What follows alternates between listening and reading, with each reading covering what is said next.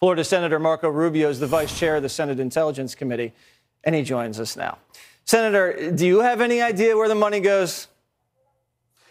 Well, you have the general idea of what they say where the money goes. We have a big problem in this country, and it's not just how the money's being spent. We actually are struggling to make these things. So it tells you that in addition to all this money that's being poured into the military, we have a military industrial base that's completely broken. I mean, it's one of the things that they haven't even told you. It's become so concentrated in the hands of 4 or 5 providers. There's really only 3 or 4 companies in the world that do this stuff. And that's been the case now for years. There's very little competition on these contracts. So they can virtually almost charge us anything they want. And the issue about not having the inventory, I actually heard that for the first time about a month and a half ago. I was stunned. I couldn't believe they couldn't account.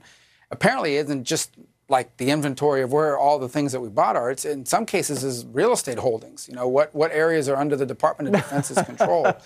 I mean, they lost track of the buildings. Can you really spend $1 trillion a year and actually do it in a way that's effective? And by the way, across multiple branches, right? Because not just the Pentagon, it's all these different branches.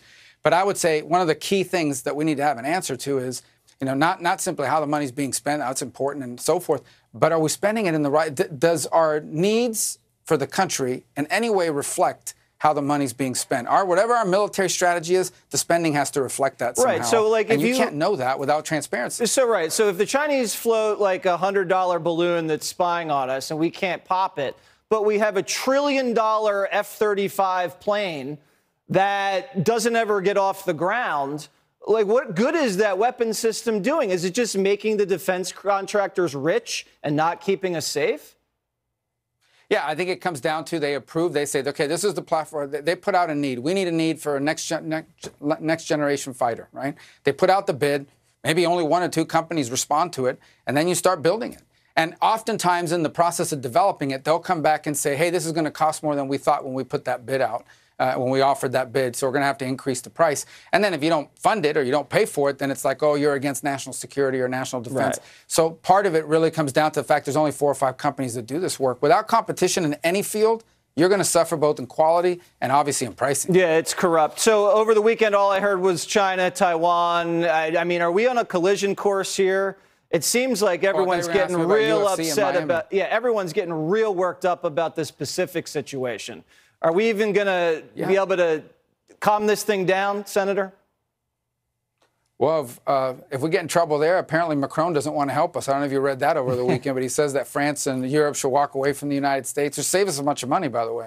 But look, that thing's going to get bad. I mean, there's no other way around it. I mean, there's no way we finish this decade without China trying to do something about Taiwan. I think they would prefer to do it without military, just have, you know, Taiwan surrender. But we should stop pretending that we're not headed towards something there. We are. And I think it's important if they were to take Taiwan, it's just not just about the small little island off the coast of China. Okay, that gives them effective control over all of the Eastern Pacific or the East Asia. 70% of global commerce. I mean, they could literally just shut us down. They can just cramp down and close down our economy like COVID times 50. Yeah, it would be a strategic, major moment in world history, and not a good one for America. Maybe you should be Secretary of State instead of Blinken. And you guys, because it seems like we're just throttling into war in the Pacific, and Blinken's out to lunch. I'll give you the last word.